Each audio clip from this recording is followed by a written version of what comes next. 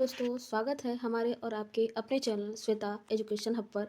इस पर आपको डीएलएड के हिंदी जो सब्जेक्ट हैं इम्पोर्टेंट एमसीक्यू क्वेश्चन कराए जाएंगे और ये वीडियो आपके एग्ज़ाम के लिए बहुत ही मददगार है। तो वीडियो को ज़्यादा से ज़्यादा शेयर और लाइक ज़रूर करिएगा। तो चलिए आगे वीडियो की शुरुआत करते हैं। इसमें लगभग हम 20 क्वेश्चन कवर करेंगे जो आपके एग्ज़ाम से रिलेटेड होगा और एग्ज़ाम में भी पूछा जा सकता है। तो चलिए आगे वीडियो की शुरुआत करते हैं। इस वीडियो में हमारा पहला क्वेश्चन है जो कि हिंदी का एमसीक्यू क्वेश्चन है। इसमें हम पहला क्वेश्चन करने वाले हैं। यहाँ पर दिया है कि प र ल व व्यंजन होते हैं, तो ये कौन सा व्यंजन होता है? तो ये अंतस्थ व्यंजन है, लेकिन ये प नहीं है, ठीक है, प गलत है। बाकी जो तीन आपका है र ल व ये अंतस्थ व्यंजन में आता है, लेकिन इसमें प दिया है तो प नहीं है, इसके जगह पर य र ल व आपका हो जाएगा जो कि अंतस्थ व्यंजन होगा। तो ऐसे ही अगर गलत दिया हो तो इतना हम पढ़े हुए हैं पहले का कि इसको हम गलत समझ सकते हैं कि कहाँ गलती हुई है क्वेश्चन में या आंसर में।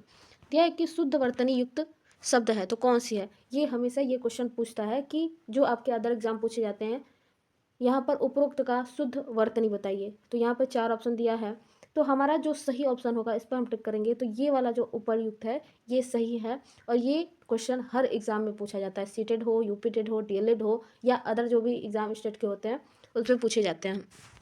दिया है साकेत महाकाव्य के लेखक कौन है? तो साकेत महाकाव्य के लेखक हम 6, 7, 8 से शुरू में ही जन्म तिथि उनकी पढ़ते आए हैं, जो कि मैथिली शरण गुप्त है। इनकी महाकाव्य है साकेत और जयशंकर प्रसाद की महाकाव्य है कामायनी, ठीक है।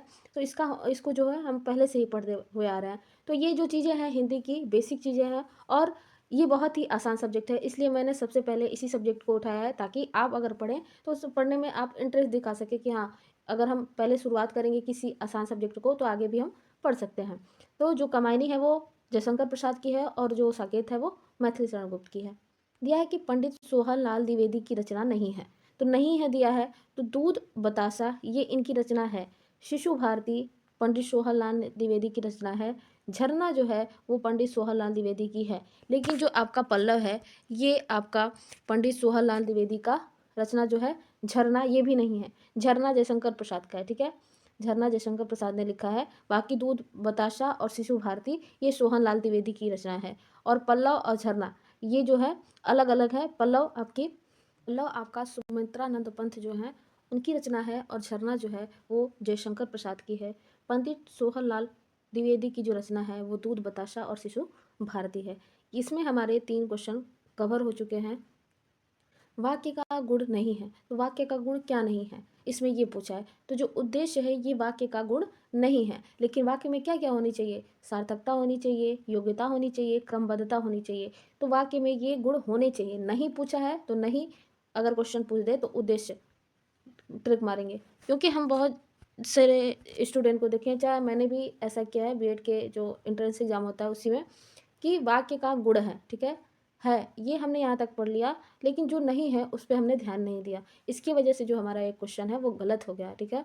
तो वाक्य का गुण नहीं है, नहीं पे ज़्यादा हमें ध्यान देना है क्योंकि इस तरह के क्वेश्चन ज़्यादा आते हैं।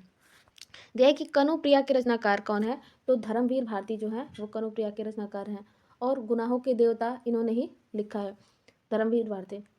विसर्ग का चिन्ह है, तो विसर्ग यानी कि विसर्ग का चिन्ह यही है जहाँ मान लीजिए आप ये शब्द लगाते हैं, ठीक है, इसके बाद हम ये वाला लगाते हैं विसर्ग, तो इसी को विसर्ग कहते हैं, ठीक है। 2 बिंदु जो होती है उसी को हम विसर्ग बोलते हैं।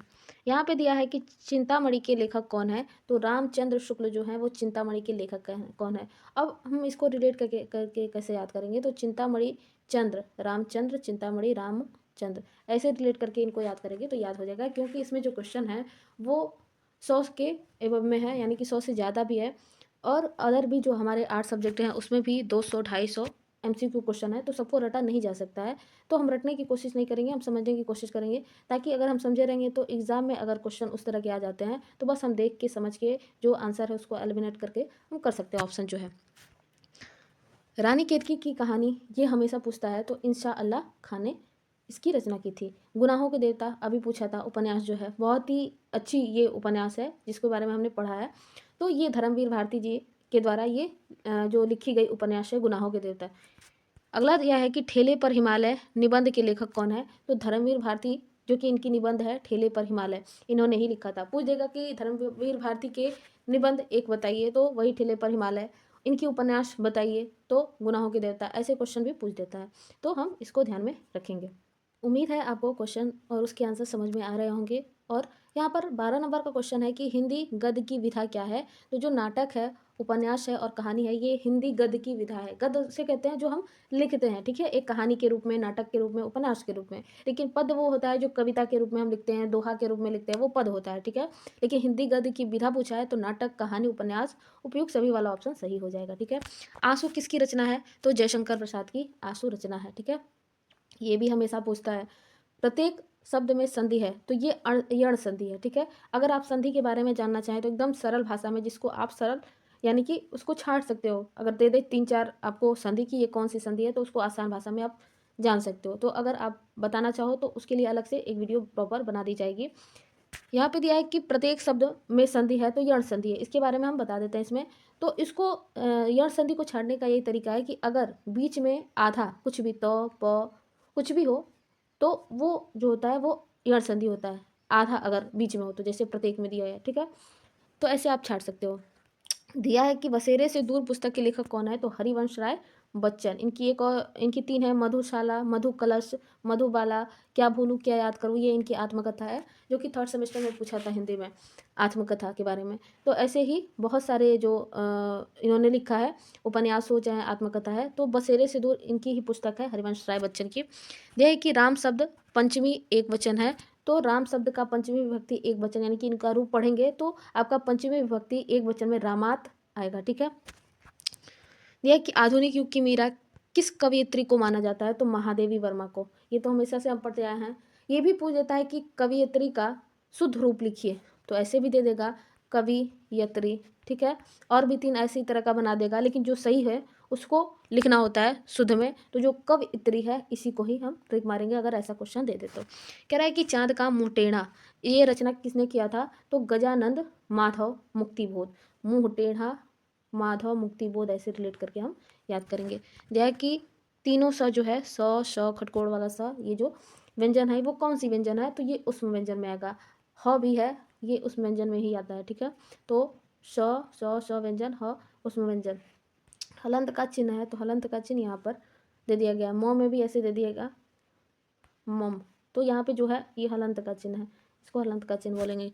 दिया है कि क्या बोलूँ क्या याद करूँ, तो ये आत्मकथा है हरिवंश राय बच्चन की, क्योंकि यहाँ पर हम देख सकते हैं क्वेश्चन में दिया है कि क्या बोलूँ क्या याद करूँ, ये क्या है, नाटक है या उपन्यास है या कहानी है, तो ये आत्मकथा है, रटा रटाया हुआ ये क्वेश्चन है। प्रसिद्ध आत्मकथा लेखक कौन है, तो ये हरिवंश राय बच्चन, राहुल संकृतान, पांडे बेचन शर्मा, ये सभी जो है आत्मकथा लिखने वाले लेखक हैं। हरिवंश राय बच्चन, राहुल संकृतान, पांडे बेचन शर्मा, और जो है ये तीनों जो है आत्मकथा लेखक हैं। इसी तरह की वीडियो के लिए आप चैनल को सब्सक्राइब कर सकते हो, और भी आपके अदर जो क्वेश्चन है हिंदी के MCQ कवर कराए जाएंगे अगले वीडियो में। इसी के साथ वीडियो को समाप्त करते हैं। धन्यवाद।